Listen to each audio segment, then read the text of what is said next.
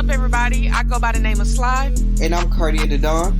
And we want to encourage you guys to listen to The Melting Pot, where we will release new episodes every Sunday discussing today's most hottest and controversial topics, stirring up all things popular culture. And you know what they say, if you can't stand the heat, get out of the kitchen. Brought to you by The Melting Pot.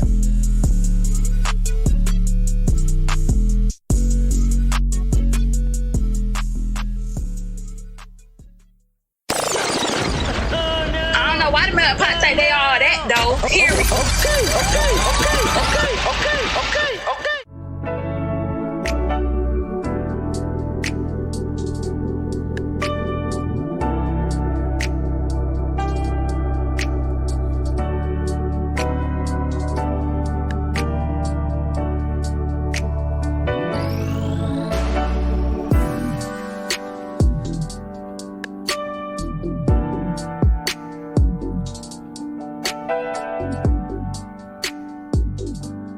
Chefs, and welcome back to another installment here at The Melting Pot. I'm your host, Sly. I'm Cardi at the Dawn.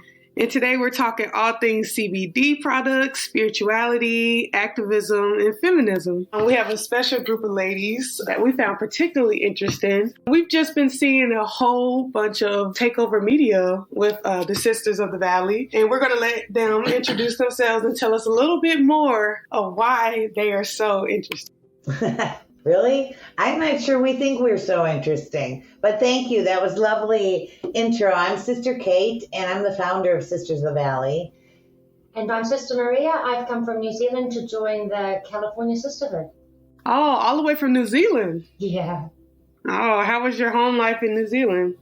It's illegal. Cannabis is illegal in New Zealand. So, yeah. It wasn't a matter of her home life. She had two teenage children who kind of revolted when she told them she was joining the Weed Nuns, and we had to work with, of course, immigration and lawyers to make it possible for her to come and live and work with us for 3 years. But she has a calling to the medicine, and so we did that. It was a long wait, but we just got her here, a month ago? Yeah. Wow, Mom. So not too far into it. So you spoke on a calling. Does everyone have that type of personal testimony of a certain calling? Yeah, I would hope. I mean, it's pretty easy to fake. Yeah. Anyway, yes. I mean, most of the sisters I'm working with, I have we've gone through a lot of crazy in our 7 years. But Maria's been with the ones that are here now have all been here for quite some time. Maria came in as early as, I think, 2018? 2017. So we started in January of 2015. By 2017, she came on her own dime from New Zealand and came back a couple of times to learn the medicine and to start represent the order in New Zealand. But when the laws shifted against her and the people voted that even one hemp seed is a narcotic, she said, "Get me out of here, or I'm going to the outback, and it won't be good for anyone." And so we waited 20 months, I think, was the process to get permission for her to come. The rest of the sisters that I have here, they're from all over. Sister Quinn was born and raised in Vancouver, and Sister Sophia born and until she was 10 or 12, raised in South Africa, and then moved to Detroit, and then later in life became a weed nun. All the sisters have a very interesting journey and an interesting story and relationship with the plant. And I won't get into them, but I will tell you, for Sister Sophia, her experience was with her dying daughter, who was 3 and had cancer, and she illegally smuggled cannabis oil into her daughter's system and saved her. And we have those my story's not quite so dramatic. I was living in Amsterdam when I was going through menopause, and I was having terrible symptoms. I was miserable, and my doctor told me, "Do you ever smoke weed?" And I said, "Yeah, I have recreationally." And he goes, "Well, you need to smoke more and quit with the alcohol and the coffee." I mean, he gave me other advice besides that. And my symptoms went away. And until that point, I hadn't thought about it as a medicinal plant. And so this order exists basically to help raise the planetary consciousness on the options for plant medicine. Wow. I want to go back to the beginning. How did the organization start?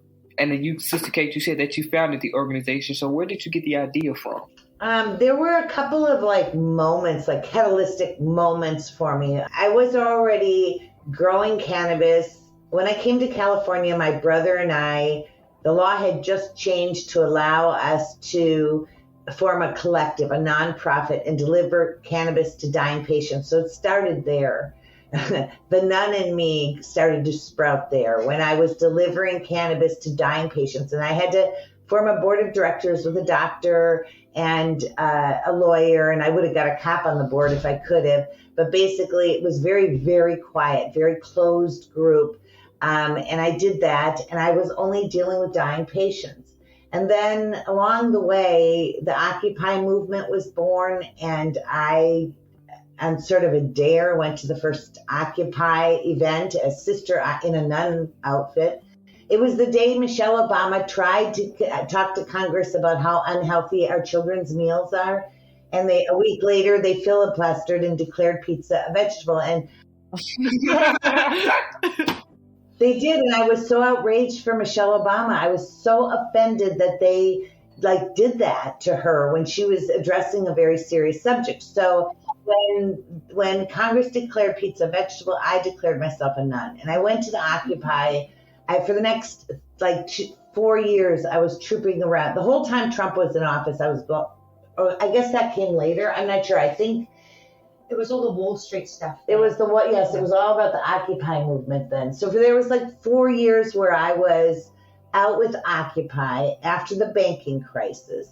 And people were wanting to join me, and I would have to tell them, no, you're crazy. When it's one person dressed in religious garb, that's crazy. That's one step from really crazy, if it's not all the way crazy. And that I was trying to do this as a protest to the establishment. If pizza's a vegetable, then I'm a nun, and I'm clearly not a nun. What happened, though, is it started a 4-year debate on what would a new order of nuns look like. If we could forget about history and relaunch today, what would a new order of nun look like? And I had the great, great honor of discussing this with women of all colors and all ages in LA and San Francisco and Sacramento, up and down the coast, at all these different protests. And that conversation led to the fact that we know that the organic way to heal the world is that just have women own shit. If women own shit, everything, it would automatically be a more compassionate world. And so we didn't want to be a religion because religions only sell words. And I felt specifically that women shouldn't have to beg for money. I specifically feel that women give away a lot of their powers through nonprofits and end up shit on at the end of the day. And I don't have anything against nonprofits. They certainly hold up the world in many, many ways. But for many women, they don't end up building anything for themselves. And so we're out to help the women build something for themselves, help the women be in a position where no one can take their housing away from them or their business or their livelihood, and help them do it together, lean on each other, do it old school. And what turned out is that there is a model for this. There absolutely is. In the castles of Europe in the Middle Ages, there were groups known as the Beguines, and they were women who lived together, worked together, prayed together, but they did not take lifetime vows. That was the only thing. They were like the precursors to the Catholic nuns. They did not affiliate themselves with any one religion. They were scholars of religion, and they owned their own land. And from what the history says, men did live with them, but they were only 10 to 20% of their population. It was mostly women. And those were they created the first organized nursing career path in the castles of Europe in the Middle Ages. And their whole intention was to help women create financial independence. And they were scholarly. So we attempt to be like them. Wow, Sister Kay, I think that you really just taught us something, because let's go back to the pizza as a vegetable thing. I don't think me nor my co-host knew that. Oh, well. Yeah, we were just baffled looking at each other right now. I thought that was my 15 minutes of fame, because I wrote an article called Pizza's a Vegetable, and the papers around here picked it up. Wow. And then I wrote another one called Where Are the Clergy? Because this was my Sister Occupy time. And I'm out at every protest and every injustice, and I'm not seeing the clergy there. And when I was a young girl, and in Martin Luther King's time, when he marched, the clergy were with him. Yeah. And I didn't understand where they went. So I went and researched, and I found out, and I'm telling you, this was like 8 or 10 years ago now. Occupy was 2011 that I researched this and found out that, first of all, the Catholic priests aren't allowed to mingle with the public because they can't be trusted with their you-know-whats. And then secondly, the average age of a new nun in America at that time was 78 years old. So if your youngest nun is 78 years old, that you're not building much of an army. And I'm just saying, no offense to the nuns. They get real mad at me, by the way, when I say that, because I say they're going extinct, and they say we're reinventing ourselves. And many of the Catholic nuns around the world are, by doing creative co-housing things and community things. So my hat's off to them. No disrespect to them. But seriously, Michelle Obama tried to talk to Congress. Congress didn't want to hear from her. So to keep from listening to her, they filibustered. And then because they knew she was going to speak about how we feed our children crap compared to other first world nations, they just met a week later on taxpayer dollar and declared pizza vegetable. It was too much for me. I had like 4 teenage boys living in my house, or 5. And that morning when they came in my office, I said, Congress just declared pizza vegetable. I think I'm going to declare myself a nun. And they said, you need to go with that. And you need to go to Occupy like that. So I did, and that kind of started this whole thing. Wow. You spoke on, not being a fan of nonprofits. Are there any charities that you and the sisters do support? Oh, yeah. We support bunches of them. but I'm just saying that for most women, even women are just very, very quick to give away their powers and to not watch out for themselves. I'm just saying, in my experience, they can end up very, very vulnerable in their old age and alone if they're not building for themselves. But yes, we give $3 per sister per month to 8 billion trees to make sure that the reforestation is always happening. We give $3 per month per sister to the Human Rights Organization campaign. And then we do similar things like that for certain politicians like that we think can make a difference. Bernie Sanders, Elizabeth Warren, AOC, the Sherry Davis in Texas. So we kind of try to we're not, wealthy, but we try to give a little bit here and there because we certainly respect the work they're doing.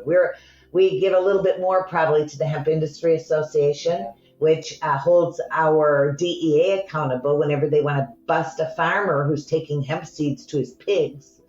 And so, that's basically, we try to support the politics that support our activism. Of course. So you talked about a lot of, kind of indirectly, but about feminism. I wanted to, get a direct answer. Like, what does feminism mean to you? I mean, for me, it means being pro everything that it can create. That means being pro Mother Earth and pro women who can give birth, because we're all part of the holy creation process. And so feminism to me is bigger than equal rights. It is more to almost better than, because you have to have respect for those who can create. And you don't get to tell those who can create how to create and when to create. Yeah.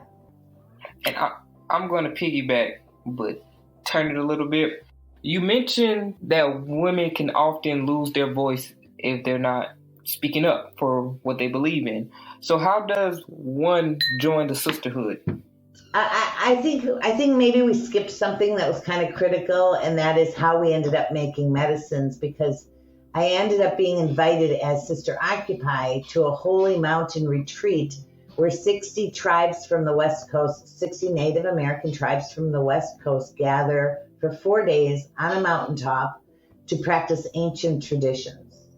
And those ancient traditions include a woman doesn't talk to a man from another tribe without a man from her tribe either introducing them or being present. I mean, we had to go, in order to go do this weekend, another sister and I at the time, I didn't really have a sisterhood. I was Sister Occupy. So Sheila would show up, and my friend would show up either in a burqa or in I never knew what she'd show up in.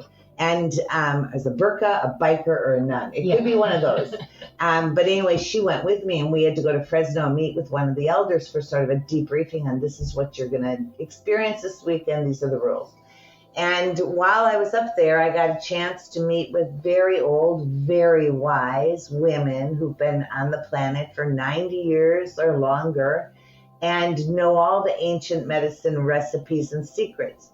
And it led us to discussions about why this knowledge is not being passed down in their own line, with their own people at least. I'm not saying white man needs to have it. I'm just was commenting that were they training anyone? Were they passing down this knowledge? And the answer I got was that the girls today don't walk a red enough road because the medicine can only be taught to someone who walks a strict red road, meaning very strict Native American, ancient culture, ancient customs. And of course, I challenge that because I'm like, you're all going to be bones in the grave, and all your knowledge is just going to evaporate off the planet when it is so desperately needed right now. And these kind of old women sort of gave me permission to create my own pink path with any knowledge I could pick up from them on the mountaintop. And when I left the mountaintop, I also on the mountaintop met a Native American man who had been arrested 99 times for his activism. So he said, I'm really the 99%, and quit protesting because he didn't want to be, he didn't want to go past his 99. When I left that mountaintop, I learned so much that weekend. I didn't know this, but when Christopher Columbus first purportedly discovered this land, quote unquote discovered, they were killing Native Americans and serving them meat in Parisian restaurants. So fresh Indian meat was a thing.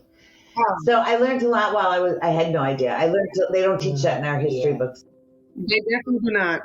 And I learned a lot about activism and how they promote activism with their own people as a daily conscious thing. And I learned so much that I came off the mountaintop kind of determined I have to do this. I have to grow something. I really have to make something, and it can't be a religion. Yeah. And so that those two events kind of led together. And now to answer your question, how you become a sister is we've set up on Patreon a place where a handshake can occur for $5. And we have no better way to do it but have someone pay the $5 because they get 30 days to pull down our book of customs in PDF form and review the important chapters like our customs and beliefs. And then in those 30 days, they have to go back and answer a very detailed questionnaire. We want to know, did you read it? And what about you makes you think you'd fit with us? And all about you. And then you don't have to keep paying the $5. Many people do continue to pay the $5. We don't, it's an application fee to us. It's a handshake. That's all we care about. After that, the people that do pay get our moon ceremonies and behind the scene content. But that's not important to the handshake. Once someone pays the $5 and puts in their information, it stays there. That's in our library. And then once they've done that, they can reach out to any of the sisters and try to arrange a visit because they have to come here and work with us first and foremost. So what would you say is a typical day for you guys, like from sunrise to sunset? It is very different. There is no real typical day here at the Enclave because different people are doing different things. Our sales are only about 60% what they were pre-COVID. So we're struggling with a post-pandemic economy and our sales are down. Right. Therefore, there are a number of sisters here living and working for someone else and not the Enclave, where they can draw very fat salaries from universities and big companies as project managers. So we have two sisters here who every day are in their offices on Zoom calls from 7 till 4, and we leave them the heck alone except to serve them lunch, right? Yeah. The rest of us, we are working for the Enclave, and it just depends. We all have kind of our own exercise ritual. We have our own morning ritual. We always say we practice living alone together because we don't want to be on top of each other. We all have sort of different missions. Maria's much more kitchen focused and production focused. I'm more office and finance focused. Quinn and Keanu are watching over shipping and garments, and Cass is watching over customer service. To the extent possible, we're trying to get everybody to create their own job and their own hours and gravitate toward what everybody does best and move people when they get bored. Oh, so it's a multitude of things that you can do there. We do everything here, and we only sell online on our online store, sistersofvalley.org. So we're not dealing with the public, so that preserves our energy in many ways. Right. And we don't even do customer service. We have that outsourced to a sister brother team in Canada. And we have our like sales and marketing and search engine optimization and blah, blah, blah, blah, all outsourced to another team. So that over time, what it was, we needed to focus on the medicine making here and make sure everything about the medicine making runs smooth. During COVID, we launched a mushroom coffee lab, and we built that and assembled it and started producing our own mushroom coffee, which is a mood stabilizer, which weed is great.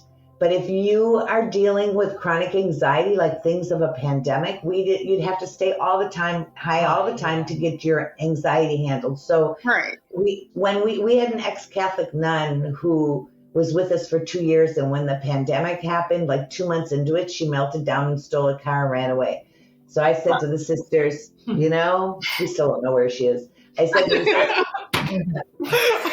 I'm sorry. We don't. And so I said to the sisters, bitches, the weed's just not doing it. We gotta do better. So we started, researching seriously mushrooms as mood stabilizer, and we put it with ashwagandha root and made a 17-ingredient mushroom coffee with very high quality exotic ingredients from around the world, because why not? It was pandemic. We were bored. We had nothing better to do. So we just researched our spices and we did taste testing for months until we came across the exact recipe we wanted. And we're selling it now and people love it. What we're getting is people are saying absolutely. And I never gave up my coffee, by the way. I still make 1/4 of my cup every day with real coffee, but I've significantly reduced my coffee bean intake. Yeah. And the mushrooms and the ashwagandha root help you be more Buddhist about any shit life gives you. Right. That's what's up. That's understandable and interesting. So let's get into the nitty gritty of the process with, the coffee plants making and the coffee. I want to know about the coffee making. Oh, you want to know about the coffee? Mm-hmm. Okay, so remember the Catholic nun I told you about that stole a car and ran away? Uh-huh. Vroom, vroom. We weren't too sad because she wasn't much of a contributor in a big way. So and this relates to the coffee, because the first thing we had to do is source. We knew that the base of the coffee, like 30% of the coffee was going to be cocoa and a high quality tea from India, like chai tea. But chai tea is actually a blend of teas. But that's what we were going for, this blend of teas. Well, the only ingredient we couldn't get powderized was that tea. We had to get it. To get the organic tea that we wanted to, we had to get the dried tea leaves, which means we had to get a powderizing machine. So first thing we did is buy a powderizing machine. We ended up with 2 of them because for every 3 minutes they run, they need a 3-minute rest. So we named them Big Sierra and Little Sierra. After the nun. You didn't know that? No, I didn't know. Because if you run them for 5 minutes, they need a 5-minute rest. And it's a 5-minute maximum. But they grind it into a powder. And then the next thing we had to do is invest in a pharmaceutical grade powder mixer. And because she's belt driven, she never needs to rest. So we named her Matilda. That's just Matilda. And she's awesome. So with those 2 pieces of equipment, which was probably altogether not more than a $3,000 investment, and then some steel tables and stealing the women's den away from the sisters, we converted it into a lab. Then what we did is we looked for the other ingredients that we wanted in there to make sure that we had like 8% reishi, 8% shiitake, 8%, wanted exactly the same amount in each of 6 mushrooms, tiger's tail, lion's mane, 6 of the mushrooms recommended for health maintenance and mood stabilization, along with the ashwagandha root, and then some spices. And we sourced them from wherever we could get organic and best quality. Right. So as far as the testing process, did you guys find it like a one and done, or is it a whole bunch of test trials? Oh, we did. Yeah, we did basically 8 recipes. So we did recipe 1, and basically the recipe came up from math, from me sitting down with an Excel spreadsheet and saying, okay, if we want to make sure that no more than 35% of this brew is the base, the cocoa and the chai tea base, then how much of the mushrooms can I put in there? And then we basically started there. And that first recipe tasted awful. The one done just off of math just tasted awful. And then we went, okay, well, we need more cinnamon and less of this, less ginger for crying out loud, and less of this. So we were tweaking spices and trying to increase the mushrooms and the ashwagandha root without messing with the flavor too much. So what happened is we would spread the test tastes out by about a month. So we'd do 2 recipes, and a month later we'd do 2 more. The winner of that one, so recipe 1 and 2, and then like a month later we'd do another one with recipe 2, the winning one from those 2 up against a new one, and then the winning one from those 2 up against a new one. We ended up developing 8 recipes in total. Recipe 5 won.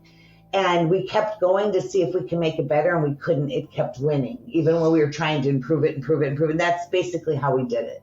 Wow. I mean, I can't even do algebraic equations, and y'all over here doing formulas and science. Yeah, but I bet you know someone who does. Yeah. And you'd be like, show me how to do Excel. I need to stick in these ingredients. You did an Excel sheet. You lost me there.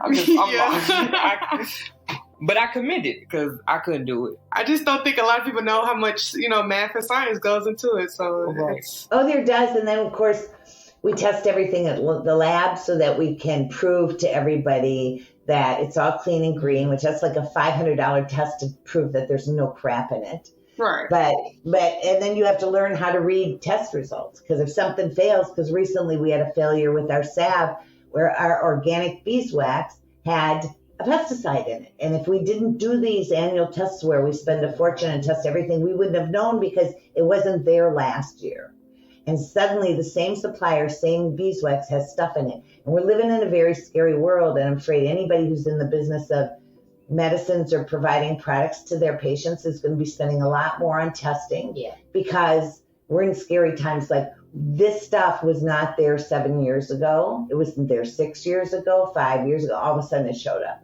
It's the same with our water. We test every year. We've never had mercury and lead. Suddenly, right. And the scientists say, oh, it's not in levels that will hurt you. It doesn't matter. There's been no mercury and lead in our water for 7 years. There is trace amounts now. Why? And now we have to do something about it. I agree. I definitely think that, that came out of nowhere. With the pandemic, did you guys find it difficult with shipping and to either get stuff imported or send it out? Yes, but you know what? I have to tell you, I lived in Europe for nearly a decade. So to me, pandemic just made America like Europe. Yes. Because when I first moved to Europe, and that was like in 1994, I remember ordering my phone line into my phone and them saying they'll arrive sometime between week 6 and week 8. And I'm like, whoa. And everything that happened in the Netherlands took forever. So when the pandemic came, and a lot of us aren't from, the sisters are from all over, like I said, from other countries. And so for a lot of us, it was just like, wow, this is just like Europe. Mm-hmm. The worst was that we ordered a new sofa for our yurt in October of 2021, and it arrived in May of 2022. So that was our worst. As far as our suppliers for our bottles and our beeswax and all of that, nope, our suppliers kept us supplied come hell or high water, maybe with a week or 2 delay, but that's the most we experienced. Do you guys have any rituals when, practicing the herbology, like anything you do to bless the plants or anything spiritual like that? Yeah, we do. We make our products by the cycles of the moon. So every batch is labeled by a particular moon cycle, and we practice do no harm while we're making medicine. So we're vegetarian in diet. We probably should be vegan, but we're vegetarian from new moon to full moon while the medicine making is going on. And then from full moon to the next new moon, we're allowed to have meat once a day. So that's one of our practices. We have a full moon. New moons are for the women, means it's potluck what we're going to do on a new moon. Full moons are for the tribe. We always have a tribal dinner, and we always have a fire ceremony outside unless we're traveling. We just missed a full moon because we were on our 6-day green tour. But generally, we every month, probably 10 times a year, we have a full moon ceremony. And then the rest of our practices are like up to the sisters. All the sisters have their own, greet the day rituals. We have moon water and sconces by the doors. It's one of our practices to cross ourselves with the moon water when we enter a room to say, earth, fire, wind, and waters, Mother Goddess, bless your daughters. We have a version for the guys. If they don't like it, they can say, bless your sons and your daughters. You mentioned that you ladies were vegetarian. Do you grow your food on the compound?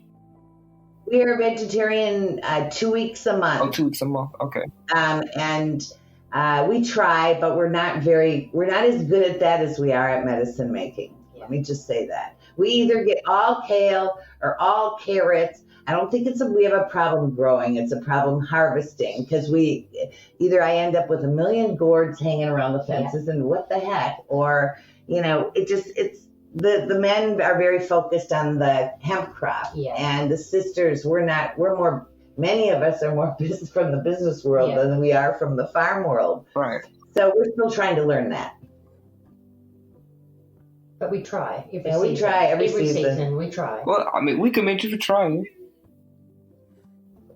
We got hella kale last year. You got kale.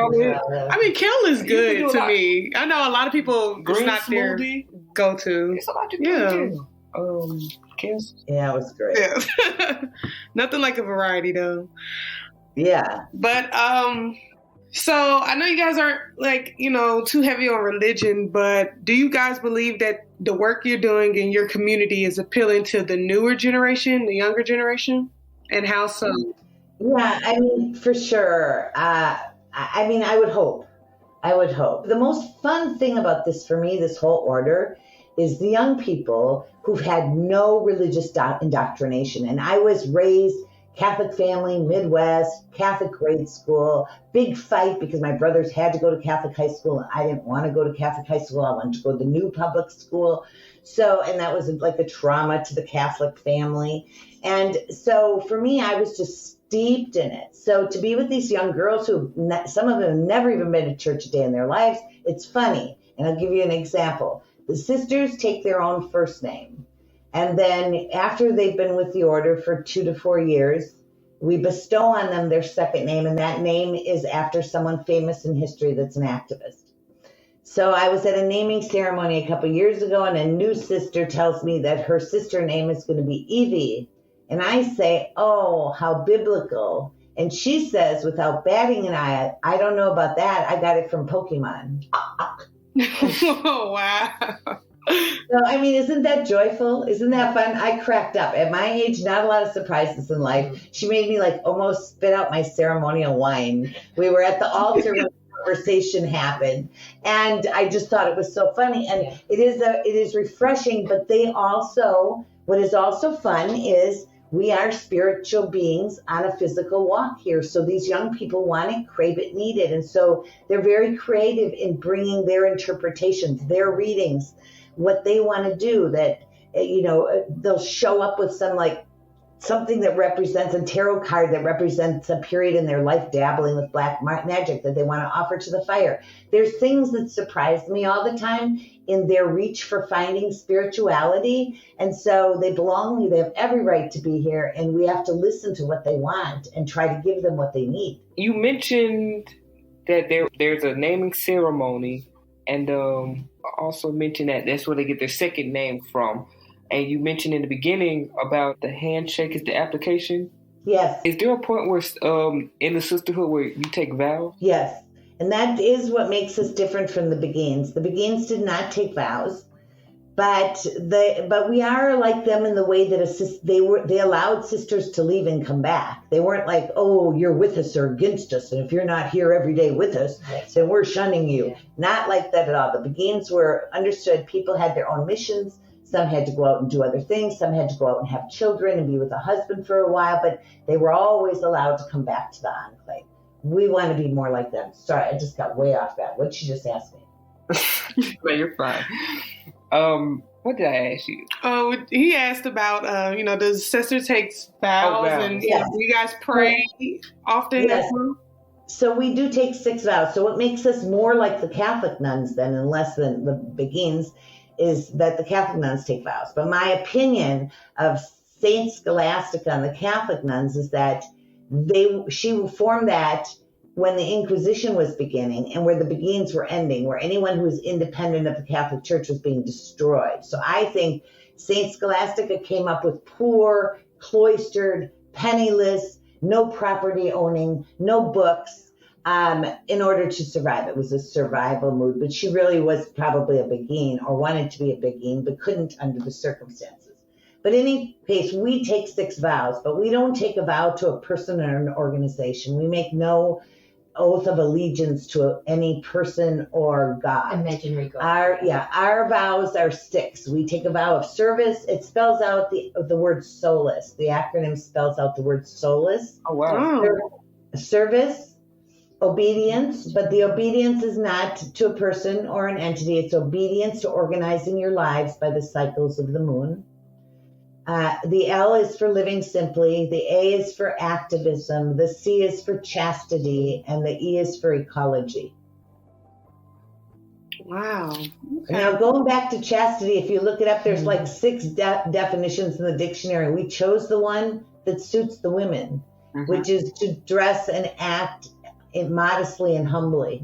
And so there are no rules about being celibate, but there is a rule about privatizing your sexuality. That was going to be my next question. So you must have been in my note card. A little bit of psychedelic powers there. Right. Yeah, because literally it's going to be our next question. No, but I think most people want to know that. Where in some Catholic traditions, the veil represents the bride of Christ. Yeah. Our veil represents the Beguines, our Beguine ancestors. And as we sprout enclaves in other places, we hope that the women will adapt a uniform and a head covering that's similar to their ancient mothers. So this may be another popular question, but you guys are not affiliated with the Catholic Church, but you dress as, typical nuns would do. Is there a lot of criticism that, you get from traditional nuns of the Catholic Church? Or from the Catholic? No. I mean, one Polish nun once wrote an article in Poland screaming about me. You didn't know about that? Mm-hmm. Oh, once in our 7 years from a Polish nun. But they got bigger problems over there now with Putin. And the Catholic nuns from the coast are very kind to us and send us gifts and messages of support. We've gotten gifts and notes of support from Catholic nuns in retirement homes all over America. I'm just saying. But what they say is that we are doing the work that they would do if they were outside the patriarchy. Yeah. They get that they're limited inside the patriarchy, and we're less limited because, we don't have that. Right. So when the sisterhood pray, who or what do you pray to? Oh, we pray to the same God everybody else prays to. Mm-hmm. It's the same creator God everybody else prays to. Like we say we put Mother Earth at the center of our spirituality, but that's because we think by leaving her out, which the Catholic Church purposely left Mother Earth out of everything and anything, led to fracking and destroying her. Yeah. So we think Mother Earth has to be the subject of every ceremony, just like with the natives. And just like the natives, we don't gather to talk about how to talk to God. We gather to put out our prayers to our Creator and our higher powers. And in our belief system, we have 8 core beliefs. And how we came to these 8 core beliefs was by studying what were the top 12 beliefs of our begging ancestors in the castles of Europe in the year 800, and what were the top 10 beliefs of the Native America of this land of California in the year 800. And I chose that because that's before they started distributing the Bible, and that was about the beginning of when it would no longer be legal to have Mother Earth in the center of your spiritual practices. And where the 8 beliefs overlapped, we adopted those as our own. So, for example, our first core belief is that we have to organize our lives by the cycles of the moon and be in the natural rhythm of life forces marked by the phases of the moon and the seasonal quarters and cross quarters. So that's our first primary belief. Our second belief is that we recognize that our human intelligence gives us a unique responsibility toward our environment, and we seek to live in harmony with nature. So we promoted nature to second place because so did our ancestors. And then in third place, we have Creator God, which so did our ancestors have Creator God in third place. And that reads like this: we acknowledge a depth of power far greater than what our eyes can see, a creator and a connectedness between the people themselves and with the planet. We believe that the hurt of one is the hurt of all, and the honor of one is the honor of all. So there's our God in our third belief. And demoted to belief 3 because that doesn't matter as much as syncing yourself to nature and to honoring the people of the planet and the people. That's all more important. Can you say belief 2 one more time, just because it shook the room? Oh, sorry, that was number 3. I read it to you. We acknowledge a depth of power far greater than what our eyes can see, a creator and a connectedness between the people themselves and with the planet. We believe that the hurt of one is the hurt of all, and the honor of one is the honor of all. Gotta snap it up for that one. We got a couple more questions and then we'll wrap it up. But what advice do you have for young women that think, they might be called to this particular religious life? My advice to all people, whether they're young women or for originals, is that regardless of what is going on in the planet, regardless of the chaos and the doom, because young people especially have been handed a shitty deal where the generations before them have just been trashing the planet and hurting all life forms. So what I'd say to anybody is you still owe it to yourself to follow your bliss. You can be ecological and you can be in harmony with nature and still follow your bliss. So if you have a calling, follow that calling. And if your family resists, don't be upset that your family or your friends resist your calling. Take that as a sign that you are loved and that people care about you. And just recently on a road trip, I said to the sisters, you know what? It's kind of a red flag if a sister joins us and no one makes a fuss in their life. Because the ones who joined and no one made a fuss about it never ended up staying or working out. But the ones who's, caused a lot of drama saying you joined a cult or like Sister Maria's children just saying this is awful, you're joining. I've been investigated so many times. Wow. By investigators because they all think I'm trying to join make a cult and use people. But it's almost like that resistance makes me think, you know what? Those people love her. And especially if something as weird as weed nuns. I mean, what the heck? That is kind of out there. You wouldn't expect that if someone loves you that they're just going to salute you and go, yeah, go be a weed nun. Sounds groovy. It takes some explaining. It takes some education. And that explaining helps them become good sisters. That making their own family understand what we're about is practice for being a missionary sister with us and making the world understand what we're about. When people call you weed nuns and say that you're trying to be like the church, do that bother you, or you just learn to just let it roll off your back? Oh no, you know what? We were formed under cannabis being still completely outlawed, right? And so to us, it was always delightful that they wanted to bicker about us being real nuns or fake nuns or offending the Catholic Church or not, because they weren't talking about cannabis. The cannabis was okay. So we're like, good. Bash on us and leave the plant alone. I felt like we're a decoy, and we're still playing that role in other countries now. Do you guys have any hobbies or interests outside of the order? Yeah, I think we try to have lives, because if we don't, then we just might as well stay in the patriarchy. We're as bad as them, So we try to have time.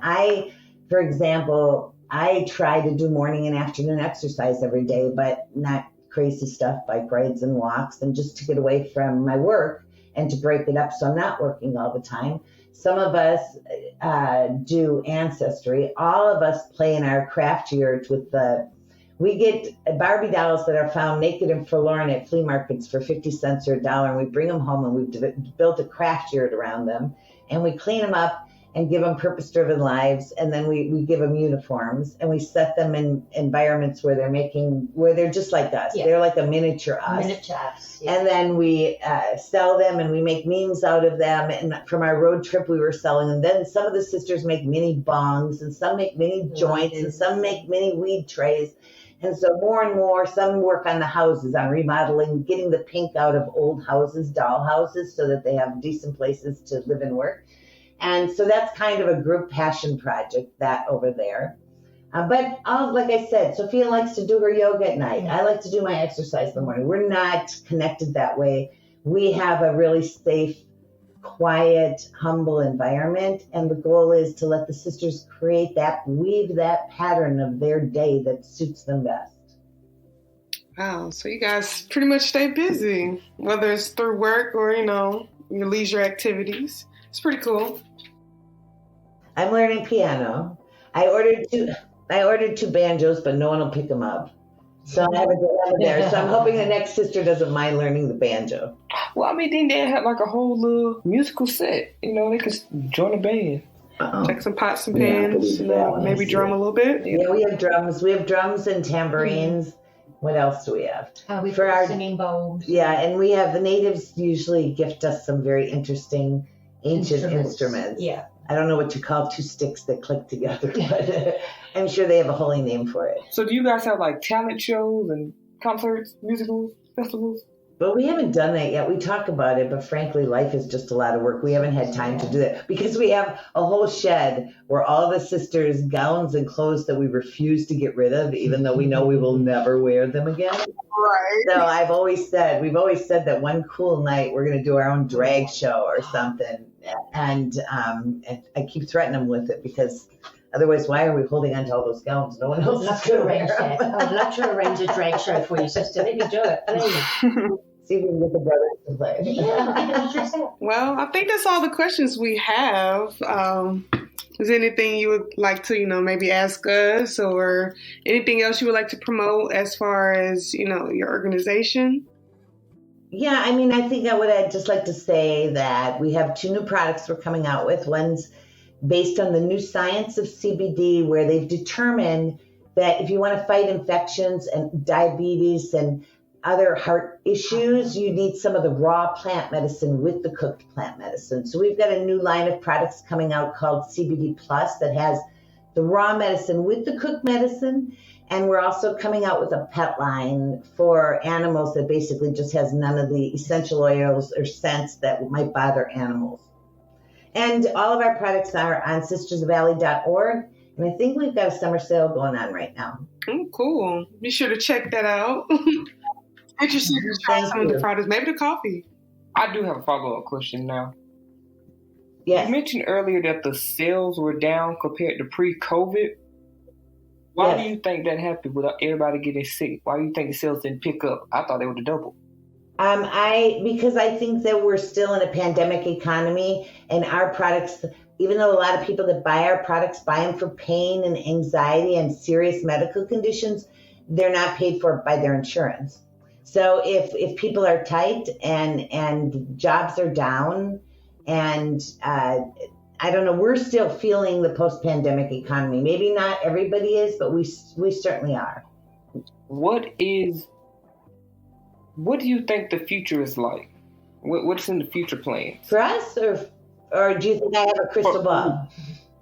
No, for you. For you. As far as like expansion, where you guys want to see yourselves? Well, we do think our mushroom coffee is going to be very, very big, but we need to get ourselves an individual packet filler and get the individual packets out in local places because people drive into the valley looking for our products, and we're pretty cloistered, and there's no way anybody can just randomly come find us.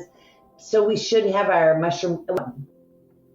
Well, we hope you ladies have the best future endeavors. It was nice talking to you, Sister Kate, Sister Maria, and anybody else, who's in the room. We thoroughly enjoyed this. I'm talking about Learned a lot. Honestly. Very good. Very good. I like to hear that. Well, thank you. Well, we'll come on anytime you want us and let us know when you air. We would definitely have you back on because, like, I already asked you what's the future's holding, so I need to, results. Okay. That's fine. My co-host told me it was going to be a show about smoking nuns. I said, He looked at me crazy. But that was definitely it.